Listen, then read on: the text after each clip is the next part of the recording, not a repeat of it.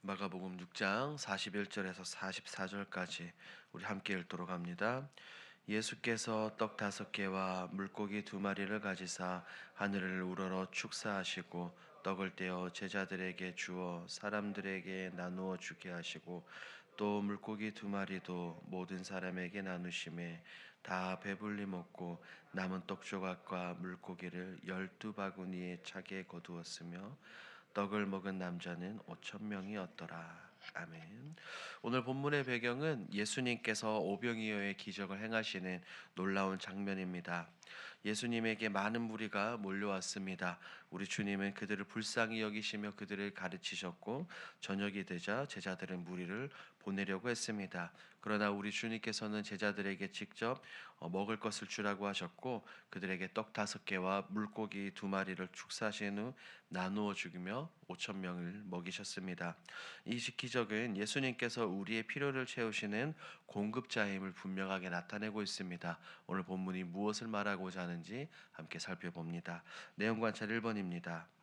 무리에게 먹을 것을 주라는 예수님의 말씀에 제자들은 어떻게 대답합니까?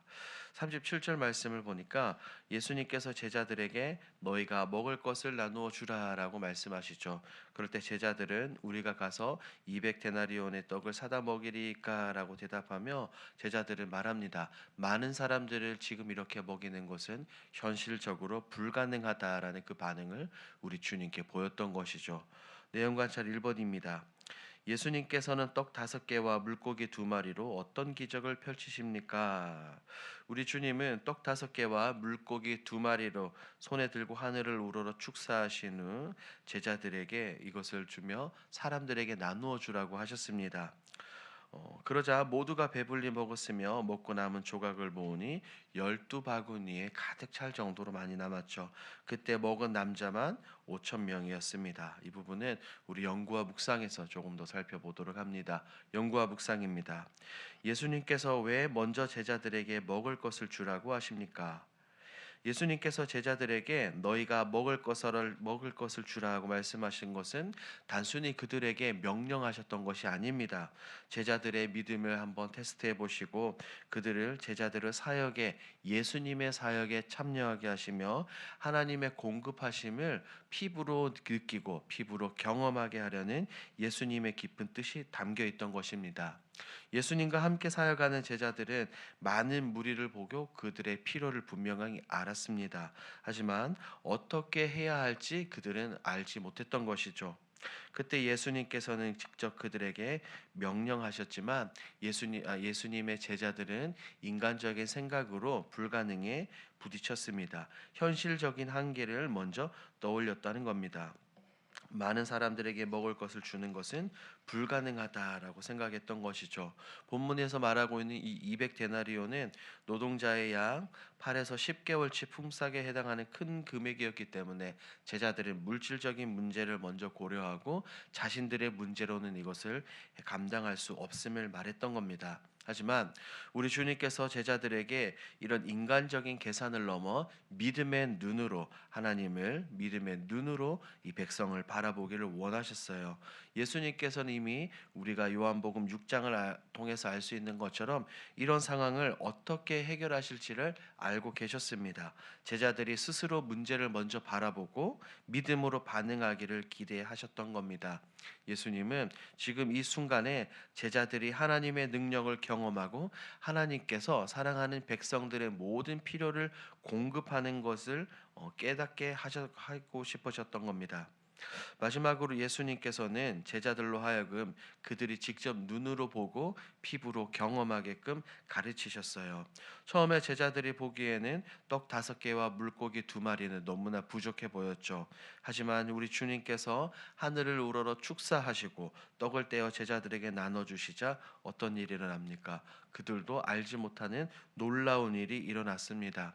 너무나 많은 사람들이 배불리 먹고 남은 조각이 12바구니에 가득 찼죠. 제자들은 분명히 처음에는 불가능하다라고 이야기했습니다. 하지만 예수님께서 역사하실 때 그 결과는 상상할 수 없을 만큼 풍성했다는 것을 그들이 피부로 경험했습니다. 하나님께서는 작은 자원이라도 믿음으로 드릴 때 풍성하게 채우는 분이라는 것을 제자들이 스스로 깨닫고 경험했던 겁니다. 우리 주님께서 너희가 먹을 것을 주라라고 하신 말씀은 단순히 사람들에게 육적인 음식을 제공하는 의미를 넘어 하나님의 말씀에, 예수님의 말씀에 믿음과 순종을 배우라는 분명한 의도, 뜻이 담겨 있습니다. 제자들이 이 사건을 통해 자신들의 한계를 깨닫고 예수님께서 어떻게 역사하시고 일하시는지를 분명하게 그들은 경험했습니다. 하나님께서는 우리가 가진 작은 것이 작고 보잘것없어 보일지라도 우리가 주님께 그것을 드릴 때 놀라운 것을 이루시는 분이라는 것을 보게 됩니다. 느낀 점을 봅니다.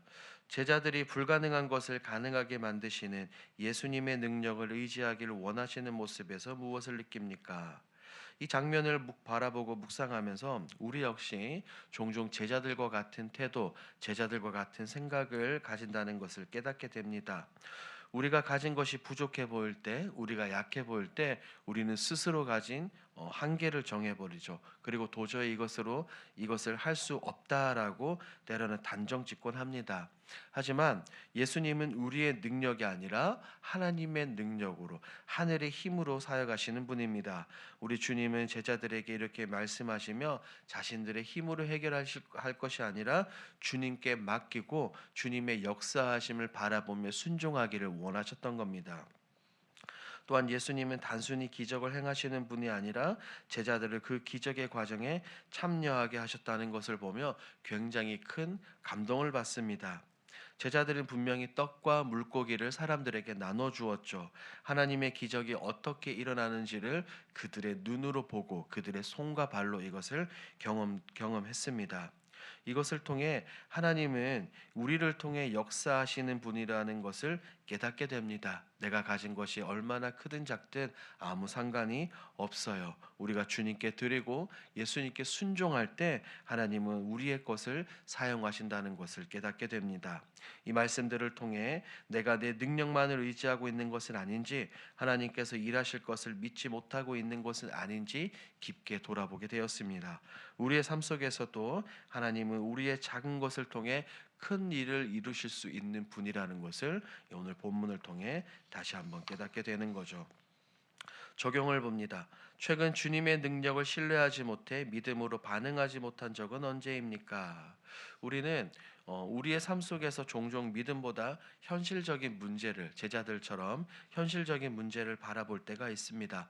정말 우리 하나님께서 이 문제를 해결해 주실까? 우리 주님께서 어떻게 역사하실까라는 의심과 두려움이 생길 때가 많아요. 성경을 보면 오늘 본문뿐 아니라 이 무리를 걷다가 빠진 베드로를 볼 수 있어요. 베드로는 주님께 이야기했죠. 주여 나를 명하사 무리로 오라오게 하소서라고 요청을 합니다. 그럴 때 그가 첫 발짝 두 발짝은 믿음으로 무리를 걷기 시작을 했습니다. 하지만 바람을 보고 두려워하는 순간 물에 빠지고 말았어요. 그때 우리 주님은 이렇게 말씀하셨죠. 믿음이 적은 자여 왜 의심하였느냐. 오늘 본문에 나오는 제자들, 그리고 방금 말씀드린 베드로처럼 우리도 처음에는 믿음으로 나아가지만 현실적인 문제를 마주할 때 흔들리거나 좌절하거나 낭망하고 믿음이 흔들릴 때가 많습니다. 경제적인 어려움, 중요한 결정, 주님의 부르심 앞에서 내 힘만을 의지하며 두려워했던 순간은 없는지 돌아봐야 합니다. 그러나 예수님께서 베드로가 물에 빠지자 즉시 손을 내밀어 주셨던 것처럼 언제나 우리 하나님은, 우리 주님은 우리가 흔들릴 때 우리를 붙잡아 주신다는 것을 굳게 확신해야 됩니다. 우리의 시선을 우리의 문제에 놓는 것이 아니라 역사하시는 주님께로 돌려야 할 때입니다. 마지막 결단을 봅니다. 광야 같은 삶 속에서 불가능을 가능케 하시는 주님의 능력과 일하심을 체험하기 위해 무엇을 실천하겠습니까? 예수님께서는 그 부족한 것마저도 사용하셔서 수많은 사람들을 먹이는 기적을 베푸셨죠. 이를 통해 우리도 역시 하나님께서 내가 가진 작은 것을 통해서도 놀라운 역사를 이루시는 분이라는 것을 다시 우리는 굳게 믿어야 합니다. 한 두 가지로 정리해 볼까요? 첫 번째, 어떤 상황에서도 우리 주님께 맡기고 기도하는 것이죠. 제자들처럼 현실적인 문제에 집중하기보다 내 것을 주님께 드리고 기도하며 하나님의 일하심을 기대해 보는 것은 어떻겠습니까? 두 번째, 믿음으로 순종하는 삶을 나누는 겁니다. 사람들이 가진 것을 우리 주님께 드릴 때 기적이 일어났던 것처럼 우리도 우리가 가진 시간과 재능, 물질, 달란트 이 모든 것을 하나님께 드리고 하나님의 뜻대로 사용되기를 원하는 거죠. 이러한 실천을 통해 광야와 같은 우리의 인생길 가운데서도 불가능을 가능케 하시는 우리 주님의 역사하심을 우리의 삶 속에서 바라볼 수 있게 될 것입니다. 이런 두 가지를 기억하시고 우리의 순례의 길, 신앙생활 가운데 이 모든 것을 실천하시는 저와 여러분들이 되길 우리 주님의 이름으로 축복합니다. 아멘. 오늘 들은 말씀을 기억하며 함께 기도하도록 하겠습니다. 첫 번째 기도 제목입니다. 현실을 바라보기보다 주님을 바라보는 믿음의 사람이 되게 하옵소서. 두 번째입니다. 광야 같은 삶 속에서도 나를 위해 일하고 계시는 하나님의 능력을 체험하게 하소서. 우리 2월 공동 기도 제목입니다. 온 성도들이 주님의 거룩한 비전에 하나 되어 귀한 소명을 따라 헌신하게 하옵소서. 각자의 형편은 다르지만 우리 주님께 보답하는 마음으로 같은 헌신을 허락하옵소서. 이와 같은 공동 기도 제목으로 기도하시고 여러분들이 가지고 오신 개인 기도 제목으로 자유롭게 기도하시다가 돌아가겠습니다. 우리 주여 힘차게 부르짖고 기도합니다. 주여